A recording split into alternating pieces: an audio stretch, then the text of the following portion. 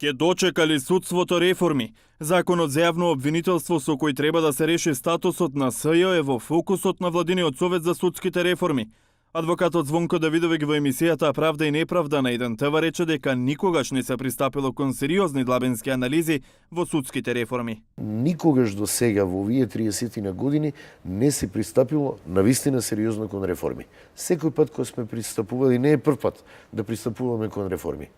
Било нешто што е половично, нешто што било политичко ветување и никогаш сериозно не се направило, и било препишување на закони од други земји без да ги приспособиме на собствените потреби и собствените искуства.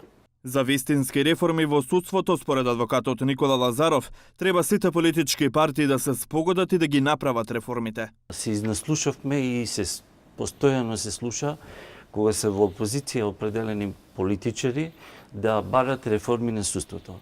Јас сум со години веќе во судството и од кога знам за себе, јас знам дека постојано се реформира судството и никако да дојдеме до реформи. Сега Советот за судски реформи го предводи министерката за правда Рената Десковска, откако премиерот Зоран Заев се повлече бидејќи немало потреба од неговото присуство.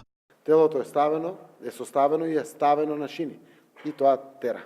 Е навистина будно око. Повеќе нема потреба од моје учество во тоа тело. Иако таму се носат законите, таму не се носат пресуди, таму не се формализираат обвинителни акти, ни па некој дискутира за тоа што правосудството таму практично спроведува во пракса. Не. Тоа е легислативното тело. Законското решение за специјалното јавно обвинителство е последниот чекор за земјава во јуни да добие датум за преговори за влез во Европската унија.